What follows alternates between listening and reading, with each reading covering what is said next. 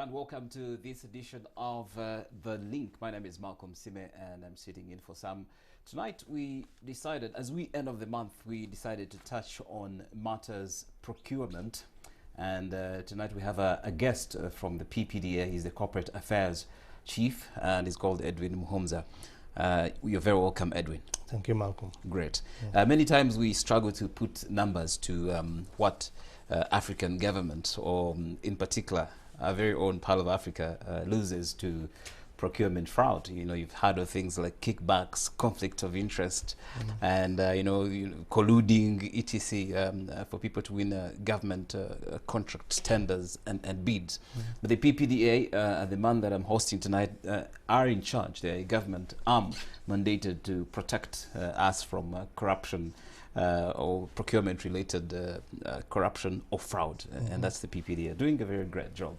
So tonight we're touching on the issue of monitoring these contracts. But fast forward, I want you to update us on what is happening at the PPDA right now. What is the state of the job that you are doing? Where do we stand? What is the performance? Just in a minute before we move on to the critical issues. Oh, thank you.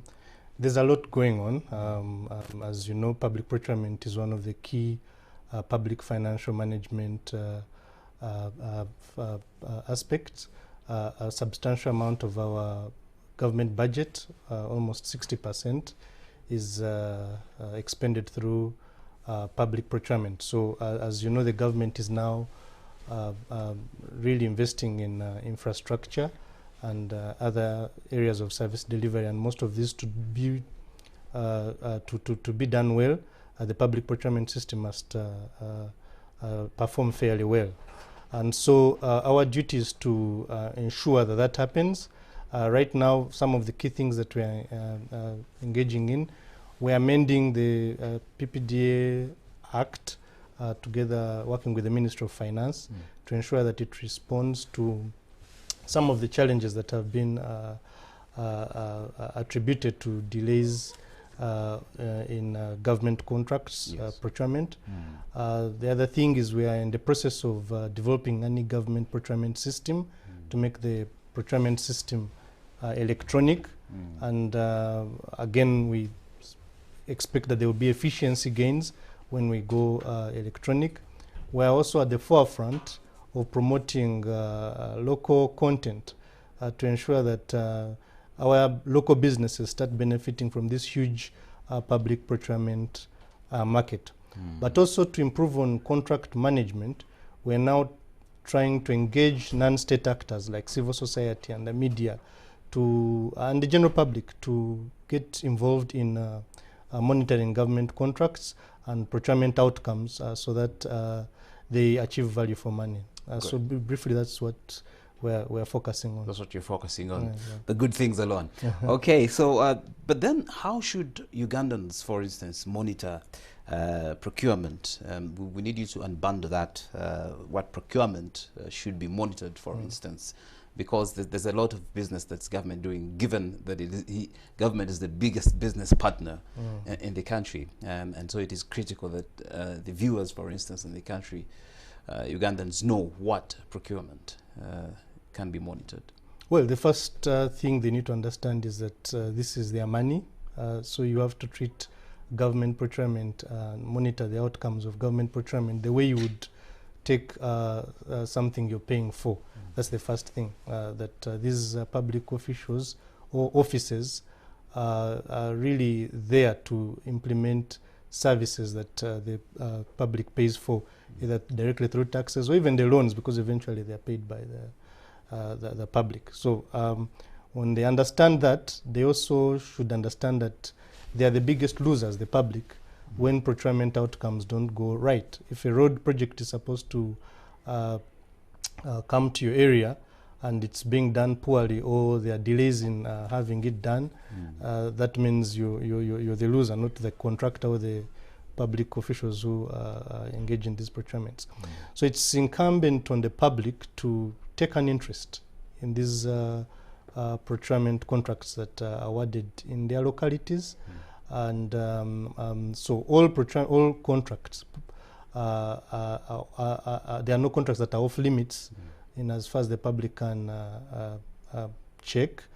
Of course, apart from those that are sometimes deemed classified by certain agencies that you probably know. Yeah, ideally, of course, all, but for the public, it may be difficult to monitor like consultancies because those are a little closed. However, the public works, which we can all see, we encourage that if you can see certain things that are going wrong, either as an individual or an organized group like civil society, because there are certain works that you may not need a lot of technical a technical eye to see that something is going wrong.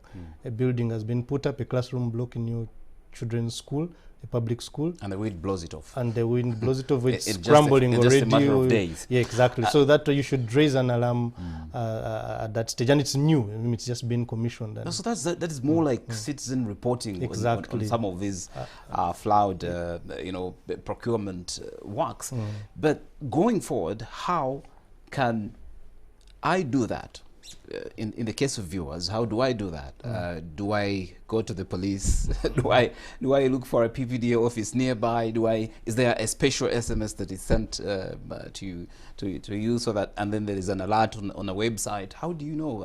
And how do citizens really do this? Because there are quite a number of projects really that people even up to now are complaining about for not having been delivered very well, and so there are question marks on the procurement process. Okay.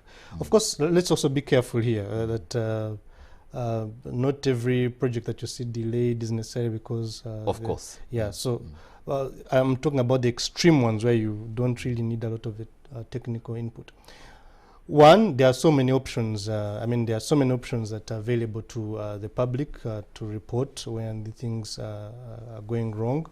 PPDA is mandated, of course, as the government agency to regulate public procurement from planning to contract management.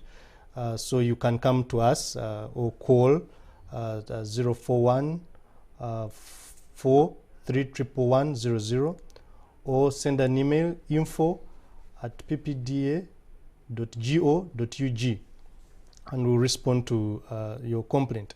However, you can also go to the different oversight agencies that may be closest to you.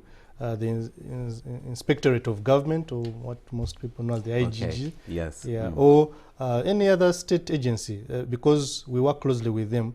If you send a complaint to the IGG, to the State House Anti-Corruption Unit, usually it will find itself to ourselves. And I hope whistleblowers are actually protected of course, in that sense. Yeah, and there's the whistleblowers. Do we categorize these guys in the whistleblowers group? But anyway, because we're running out of time, the 2016 Global Profiles Reporter Index on corruption, was pointing at mainly 62% fraudsters, for instance, people who are aiming at, practicing fraud in procurement, collude.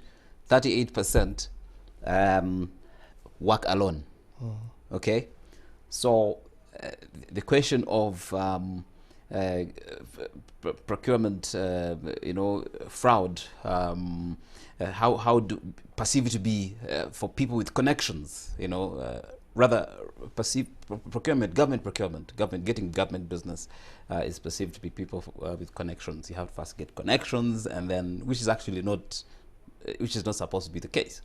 Okay, so then how do I, for instance, benefit from government procurement quickly, without connections, without without anything? Okay, there will be those cases, of course, and that's why we exist, where maybe there's a certain level of unfairness, but I wouldn't put it at 60%. I want to encourage the public that yes, there are bad outcomes sometimes, but by and large, that was just a global report. Yeah, if you are not Uganda, so yes, I wanted to make that a bit clear. So the first thing, if you're a member of the public and want to tap into the huge public procurement market, the first thing you have to do is get formally registered. If you're going to participate as a firm, that firm must be legally registered as a company. Now, these days, you can have a one-man or one-woman company, and then be eligible, and to be eligible means you also have to be compliant with other requirements of government. For example, if you have more than 5 employees, you must be paying your NSSF, the NSSF remittances of your staff. You must be paying your taxes, and because all these things are going to be checked at the preliminary level before you're allowed to participate in it. And then, of course, be technically prepared to provide the service. I hear the guidelines. So as we go, just in 2 words, do you see more local participation in government procurement, for instance, or we continue to see heavily capitalized companies benefiting from these bids and tenders and government business? Yes, in 2 words as we leave, because we're running out of time. Yes, it's still a challenge and it's of concern, but I can also say that we're moving in the right direction. There are certain things we have put in place, reservation and schemes that are to increase local participation. And we can see, whereas the value of the public procurement tenders a few years ago was even as low as 15% in total, it's now moved to over 25%, and we think this is going to increase as most of our local business people also start getting better in competing for these big tenders. Yeah. Thank you very much. Edwin Muhumza is the Corporate Affairs Director at the PPDA here in Uganda. And we know Transparency International and all these other agencies have been watching, and they will hold us accountable in case locals do not get tenders as well. But thank you very much for coming out as PPDA to give people information on how they can increase participation in as far as getting jobs and business is concerned. And that's the link.